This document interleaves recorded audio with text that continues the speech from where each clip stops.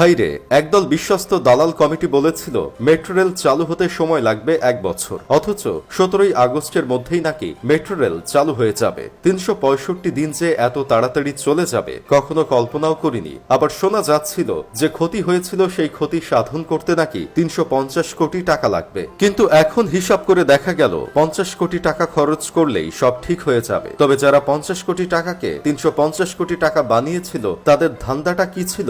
বাকি 300 কোটি টাকা কোথায় যাইতো ভাই? আর কত চুরি করলে এরা শান্ত হতো? এই 50 কোটির ক্ষতির জন্য এত মায়া কান্না, যে কান্না তার এতগুলো মানুষের প্রাণের জন্য পায়নি। সে কি ক্ষমতায় টিকে থাকার জন্য এমন চোর বাটপার পুষে রাখতেন নাকি? এই চোর বাটপারদের কখনো সঠিক বিচারও করতেন না। ঢাবির সাবেক ভিসি বলেছিলেন ভাঙা রুম ঠিক করতে 5 কোটি টাকা লাগবে। বিনা পয়সা খরচে ছেলে মেয়ে রুমে উঠে গেল। যে ক্ষতি তাতে 20 লাখ টাকাও লাগবে না। দেশের টাকা নিজের মনে করে নিজের পকেটে ঢুকাতে ঢুকাতে এরা একটা ট্রেন্ডে পরিণত করেছে, যেন এই ট্রেন্ডে তাদের গানা ভাসাইলে ভালো লাগতো না তাদের। দুর্নীতি করে এক একজন কি পরিমাণ টাকা মেরে দিছে হিসাব করে দেখেছেন? তারপরেও যারা এখনো বলতেছেন হাসু আপায় ভালো ছিল, উন্নত তো করেছিল দেশ, তাহলে শোনেন, তার দ্বারা দেশের বাইরে যত টাকা পাচার হয়েছে সেই টাকা দিয়ে দেশের আরো 10টা মেট্রো রেল আর 6টা পদ্মা সেতু করা যেত। শুধু শুধু স্বৈরাচারী ও অপরাধী মানুষের সাফাই গাইয়েন না। এখন সময় এসেছে দুর্নীতি মুক্ত বাংলাদেশ করার, ওইদিকে আওয়াজ তুলুন। যে স্টেশনগুলোতে সমস্যা হয়েছে সেই স্টেশন বন্ধ রেখে মেট্রো রেল চালু করে দিবে।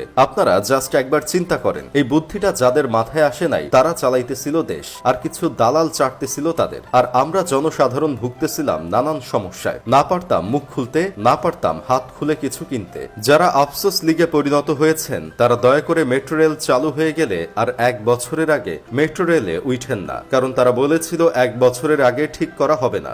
1 বছরেও যন্ত্রপাতি এনে সচল করা সম্ভব হবে না। তাহলে এখন 7 দিনের ভিতর ঠিক হয়ে গেলে আপনারা কেন উঠবেন? আপনারা সেই মেট্রোতে উঠেন না যে মেট্রো ঠিক করতে লাগবে 350 কোটি টাকা, আর এই মেট্রো রেল তো ঠিক করতে লাগবে মাত্র 50 কোটি টাকা। তাহলে কেন উঠবেন? কোটা সংস্কার আন্দোলনকে কেন্দ্র করে সংঘাতের ঘটনায় 23 দিনে ঢাকায় অন্তত 286টি মামলা হয়েছে। এসব মামলায় নাম উল্লেখ করে আসামির সংখ্যা প্রায় 2000, আর অজ্ঞাত আসামি করা হয়েছে 4.5 লাখ। তবে এসব মামলার এজাহারে অভিযোগে কি লেখা হয়েছিল তা খুব জানতে ইচ্ছা করছে। যদিও এজাহারের আগাগোড়া কিছুই হয়তো কেউ খুঁজে পাবে না, তারপরেও জানতে ইচ্ছা করছে। এতজনের নামে মামলা হলেও প্রতিবারই তারা এসে বলেছে এখানে কোনো ছাত্র ছাত্রী ছিল না, যারা আন্দোলন করছে তারা সবাই বিএনপি আর জামাত, অথচ তখন রাস্তায় স্টুডেন্ট ছাড়া আর কেউ ছিল না।